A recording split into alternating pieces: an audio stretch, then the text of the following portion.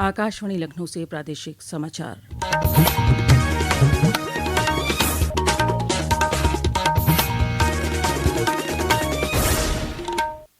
पहले मुख्य समाचार। प्रधानमंत्री नरेंद्र मोदी कल सुबह 11 बजे आकाशवाणी से मन की बात में देश विदेश के लोगों के साथ साझा करेंगे अपने विचार। आकाशवाणी और दूरदर्शन के समूचे नेटवर्क पर प्रसारित होगा कार्यक्रम। मुख्यमंत्री योगी आदित्यनाथ और रक्षा मंत्री राजनाथ सिंह ने आज लखनऊ में किया नौसेना शौर्य वाटिका का लोकार्पण। रक्षा मंत्री ने कहा, डिफेंस कॉरिडोर के जरिए रक्षा क्षेत्र को आत्मनिर्भर बना रहा है प्रदेश। केंद्रीय मंत्री अश्विनी वैष्णव ने आज ग्रेटर नोएडा में लोहुम का किया दौरा। कहा, लिथियम आयन बैटरी की तकनीक का स्वदेशी विकास है प्रधानमंत्री की परिकल्पना। और प्रदेश भर में कल आयोजित होगी उत्तर प्रदेश संयुक्त बीएड प्रवेश परीक्षा 2026। हाईटेक कमांड कंट्रोल रूम के जरिए होगी परीक्षा केंद्रों की निगरानी।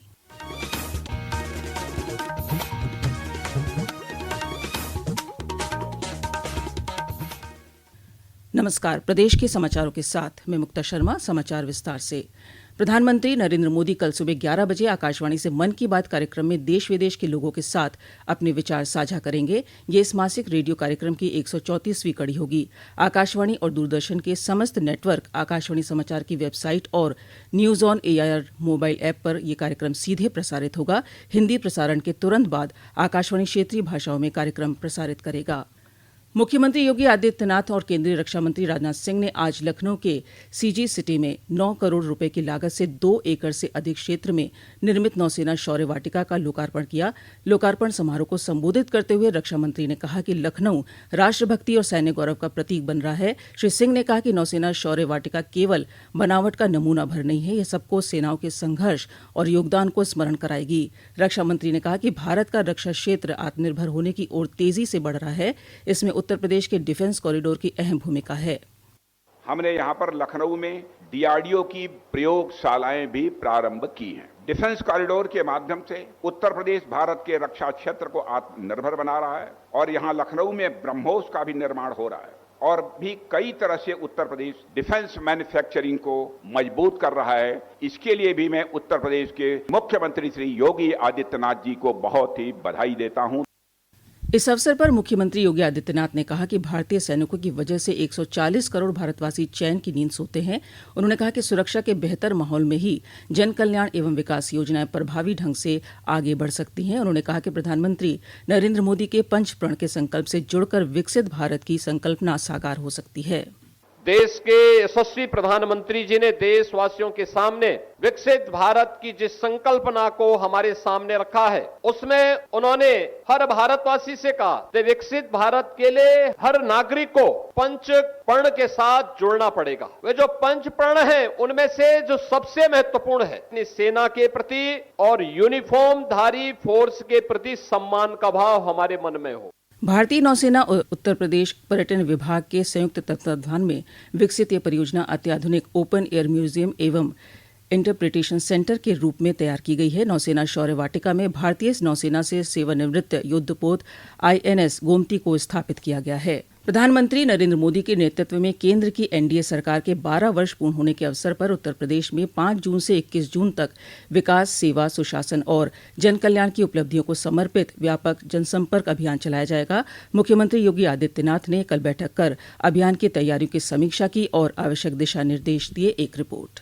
अभियान के तहत 5 जून से 21 जून के बीच प्रत्येक विधानसभा क्षेत्र में लगभग 10 किलोमीटर की प्रगति पथ यात्रा आयोजित की जाएगी। 5 जून को विश्व पर्यावरण दिवस के अवसर पर एक पेड़ मां के नाम अभियान के अंतर्गत वृक्षारोपण और 8 जून से 14 जून तक जनसंपर्क अभियान, संवाद कार्यक्रम और पैदल मार्च आयोजित किए जाएंगे। 11 से 14 जून तक मीडिया संवाद कार्यक्रम होंगे। 14 से 16 जून के बीच जन कल्याण मेलों का आयोजन होगा। वहीं 16 और 17 जून को जिला स्तर पर विकसित भारत संकल्प सम्मेलन आयोजित किए जाएंगे। 18 और 19 जून को केंद्र सरकार की 12 वर्षों की विकास यात्रा तथा विकसित भारत के संकल्प को प्रदर्शित करने के लिए विशेष प्रदर्शनियां लगाई जाएंगी। 21 जून को अंतर्राष्ट्रीय योग दिवस के अवसर पर योग कार्यक्रम आयोजित किए जाएंगे। समाचार कक्ष से राघवेंद्र त्रिपाठी।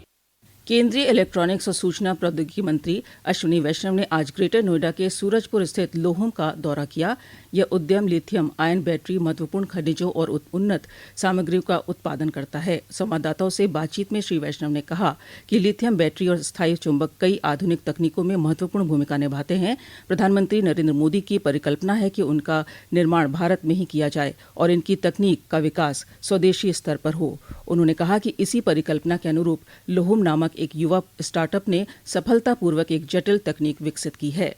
केंद्रीय राज्य मंत्री और पीलीभीत के सांसद जितेंद्र प्रसाद ने आज पीलीभीत में पंडित दीनदयाल उपाध्याय प्रशिक्षण महाअभियान के तहत भाजपा के जिला प्रशिक्षण वर्ग के उद्घाटन सत्र में कार्यकर्ताओं के साथ भाग लेकर संगठनात्मक विषयों पर विचार साझा किए। उन्होंने कहा कि राष्ट्र प्रथम की भावना के साथ संगठन को और अधिक सशक्त बनाने के लिए हम सभी संकल्पित हैं। ये समाचार आप आकाशवाणी लखनऊ से सुन रहे हैं। ताज़ा समाचार जानने के लिए आप हमारी वेबसाइट newsonair.gov.in पर लॉगिन कर सकते हैं। इसके साथ ही आप समाचारों का बुलेटिन हमारे YouTube channel news on AIR Lucknow पर भी सुन सकते हैं। और अब शेष समाचार। केंद्रीय माध्यमिक शिक्षा बोर्ड CBSE ने कहा है कि उसका पोस्ट रिजल्ट एक्टिविटी पोर्टल सोमवार 1 जून से सक्रिय हो जाएगा। आवेदन करने के इच्छुक विद्यार्थियों की उत्तर पुस्तिकाओं के सत्यापन और पुनर्मूल्यांकन की पारदर्शी प्रक्रिया सुनिश्चित करने के लिए ये पोर्टल शुरू किया जा रहा है।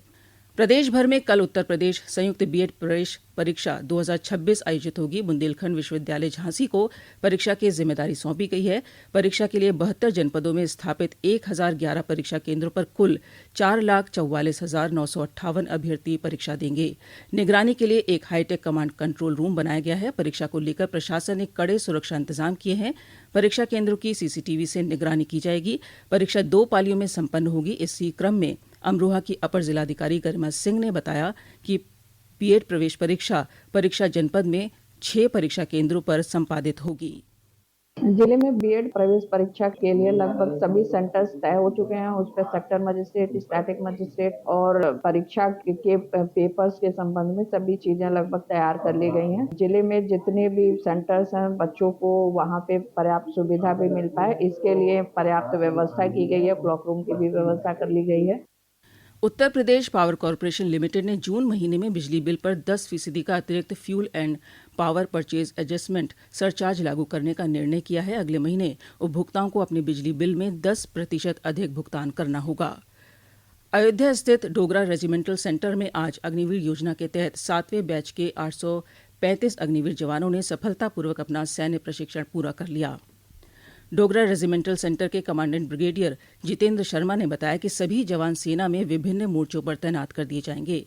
835 अग्निवीर जो है वो पासिंग आउट होके अपनी अपनी यूनिटों में वो ज्वाइन करेंगे। जाति के साथ ही अग्निवीर इनको वो जो अपना कार्य है वो करना पड़ेगा और उसके लिए यहाँ पर हमने इन्हें ट्रेन करा है और मुझे विश्वास है कि अपना ये कार्य अच्छे ढंग से ये पूरा करेंगे।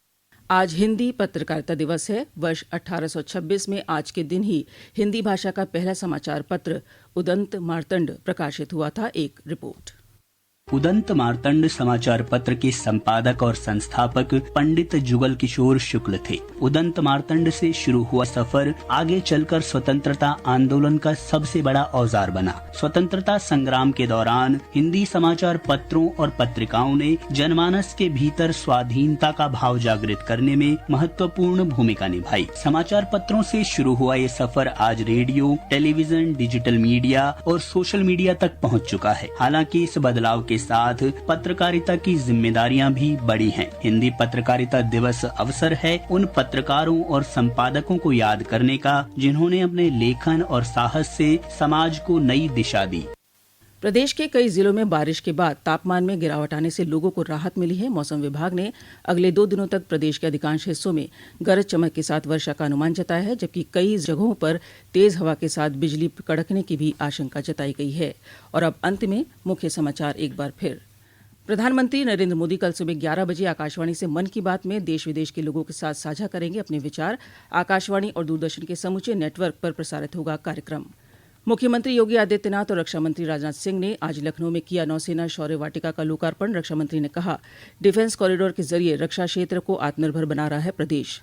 केंद्रीय मंत्री अश्विनी वैष्णव ने आज ग्रेटर नोएडा में लोहम का किया दौरा। कहा, लिथियम आयन बैटरी की तकनीक का स्वदेशी विकास है। प्रधानमंत्री की परिकल्पना और प्रदेश भर में कल आयोजित होगी उत्तर प्रदेश संयुक्त बीएड प्रवेश परीक्षा 2026। हाईटेक कमांड कंट्रोल रूम के जरिए होगी परीक्षा केंद्रों की निगरानी।